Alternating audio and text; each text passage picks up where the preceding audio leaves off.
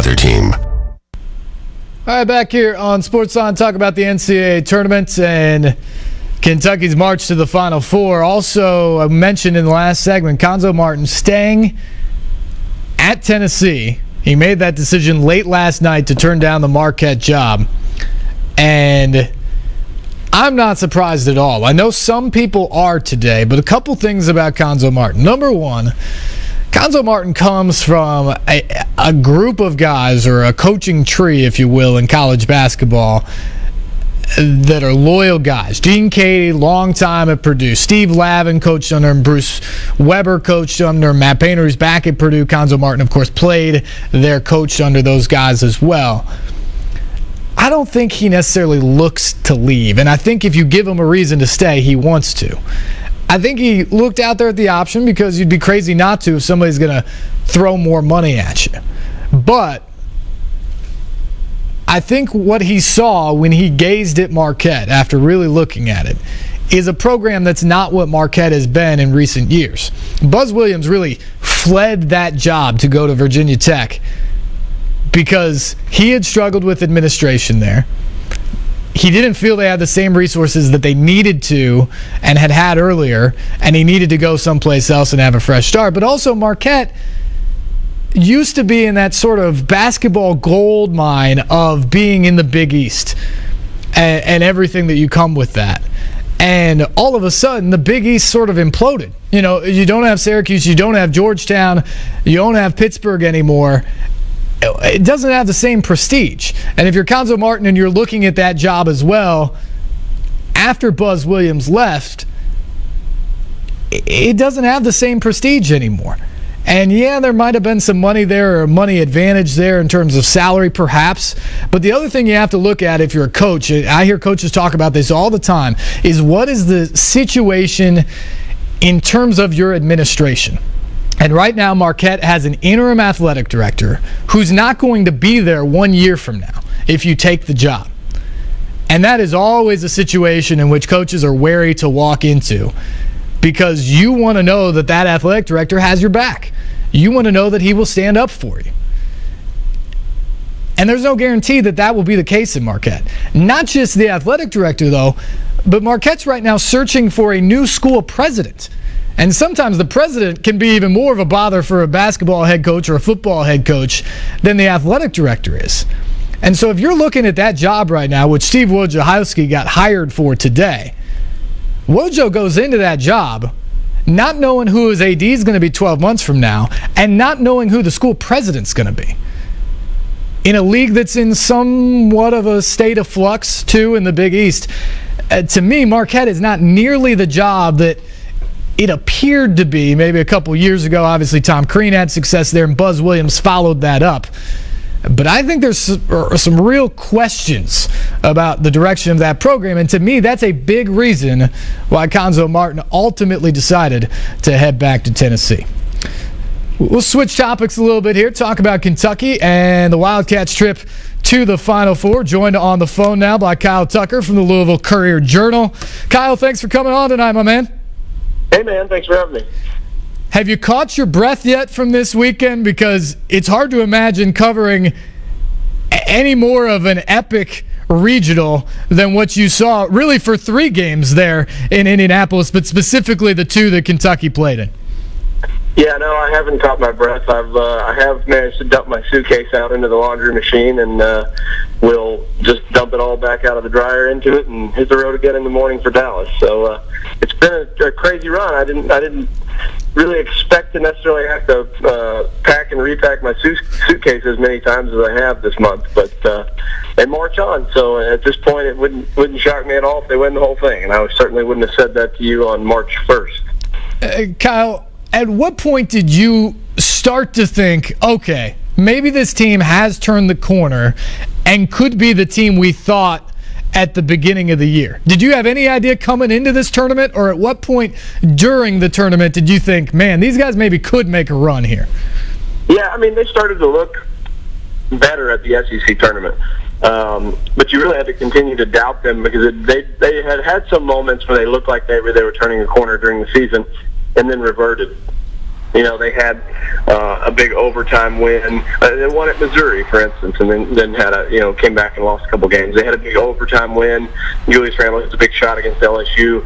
And they talk about that was a breakthrough, and then they lose 3 out of their last 4 games. They lose the first day of March at South Carolina, a very bad team, and then they just get sort of curb stomped in the regular season finale against Florida, and I think everyone at that point thought, well, this season is about to be over in a hurry.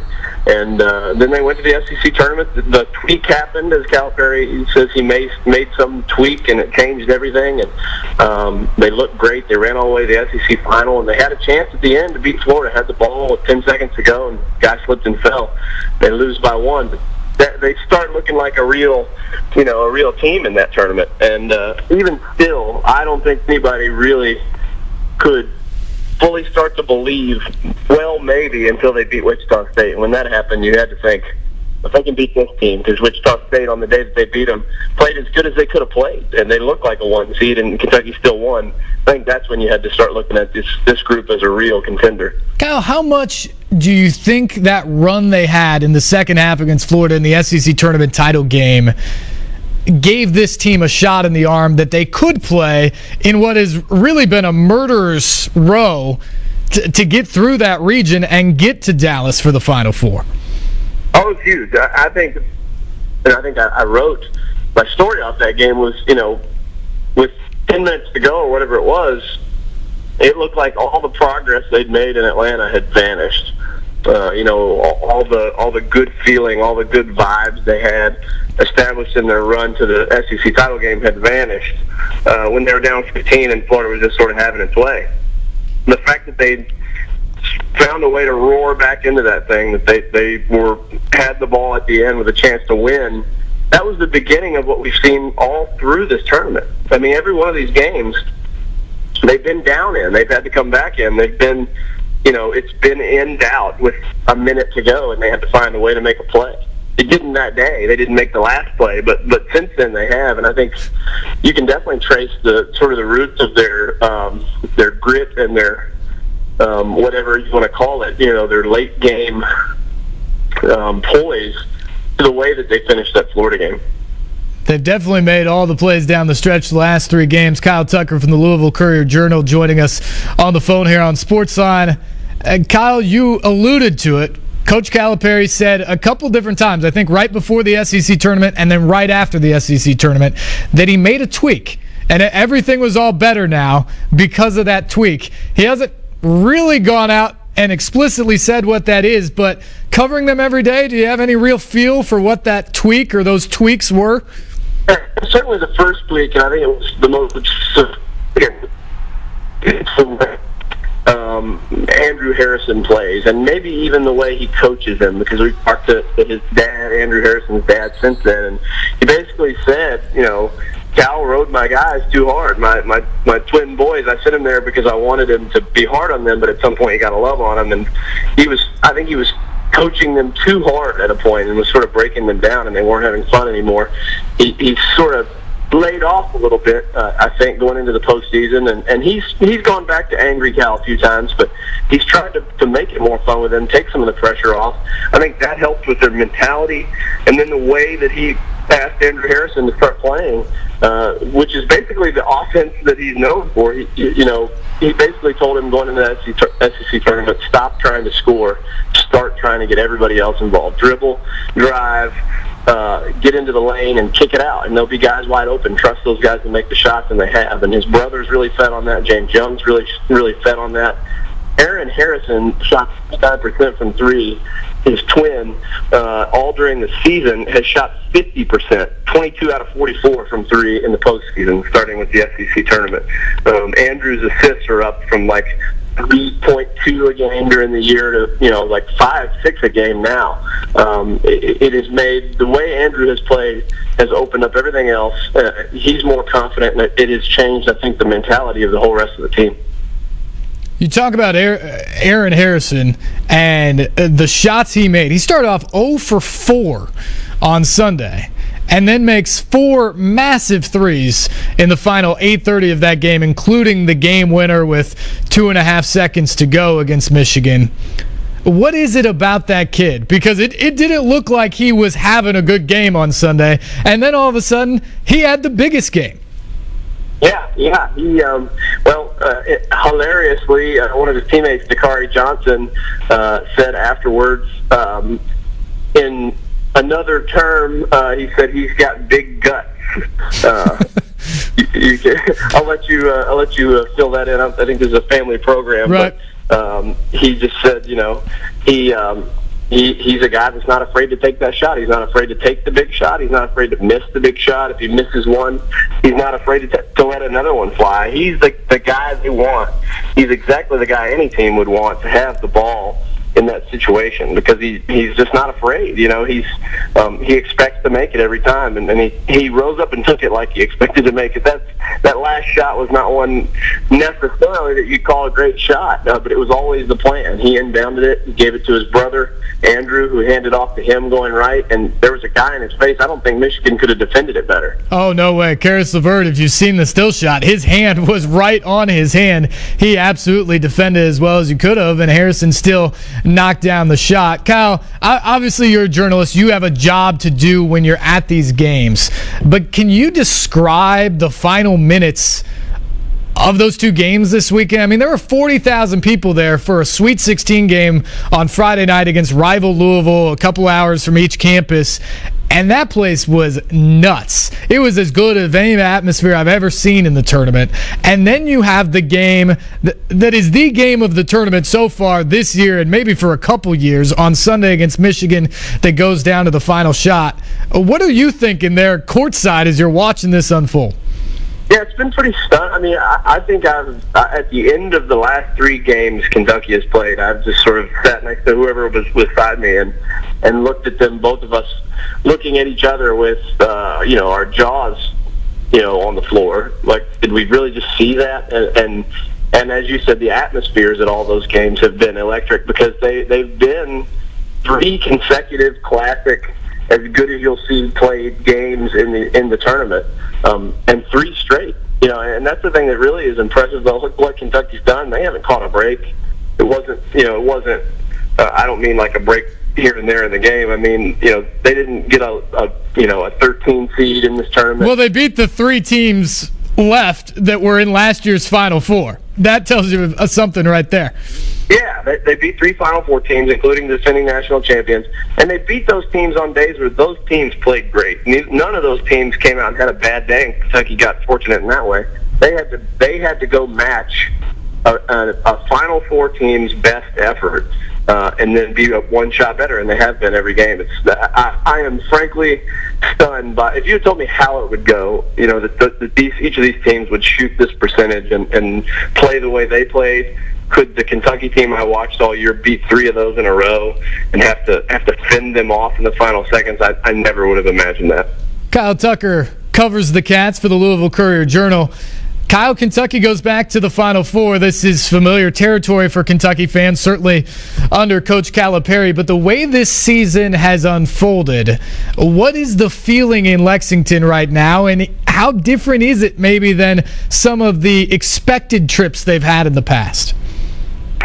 Say that one more time, that last part. How is this trip different because of the way it's unfolded in the tournament and through the course of the season than some of the expected trips they've had, like in 2012?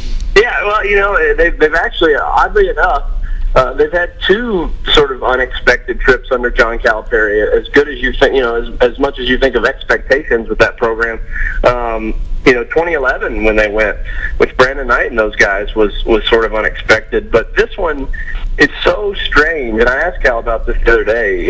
How weird is it? You've had a team that wasn't supposed to go. You've had a lot of teams that were expected to go. Now you have a team that was both expected to go and then no one could imagine going within the same season. I mean, this was the team that was supposed to go 40-0. They were always supposed to be in the Final Four. And then 2 months later, there was no way they were going to be in the Final Four, and now they're in the Final Four. So it's an odd year, and I think ultimately it has turned out to be a thrill ride for the fans. I think a month ago they were totally done with this team and disappointed and questioning whether they liked what Calipari was doing here with all the one and dones, because it was going to be 2 straight years of total disappointment after the first round NIT loss last year with all that talent. And now I think this team has totally rewritten its history and will be remembered fondly, whether they win another game or not. I think by doing what they've done the last 3 games, beating an undefeated team, beating their rival, and then beating Michigan to go to the Final Four, whatever happens next, they've managed to turn the history of this team into one that they'll be remembered fondly. This memorable journey now goes to Dallas, where they take on Wisconsin in the second semifinal on Saturday night at AT&T Stadium.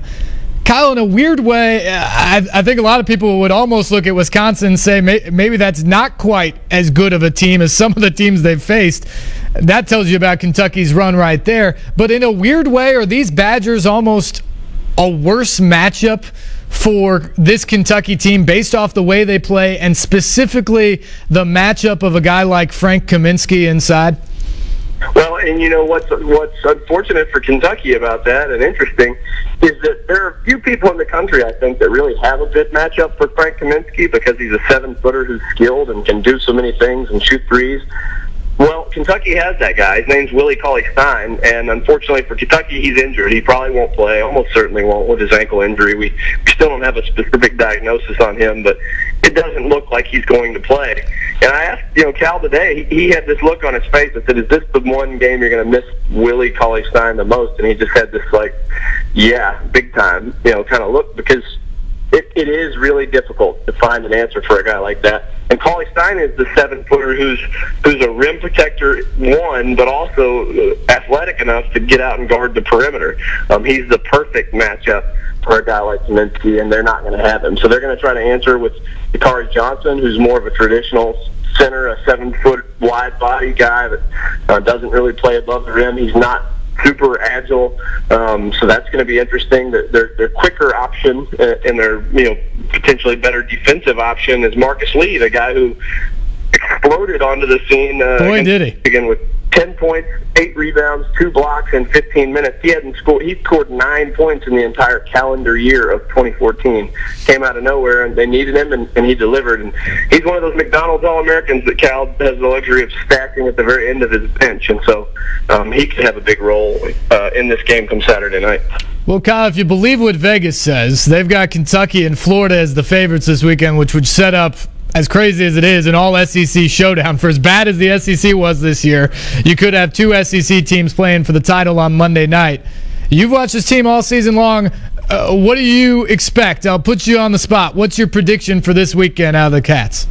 I absolutely expect them to be there. I think they're going to be in the final. I haven't decided yet whether I think they can beat Florida, whether or not I think it's an advantage that they're going to play a team that would have to have beaten them 4 times in a season. They've already beaten them 3 times. The last time came down to the wire.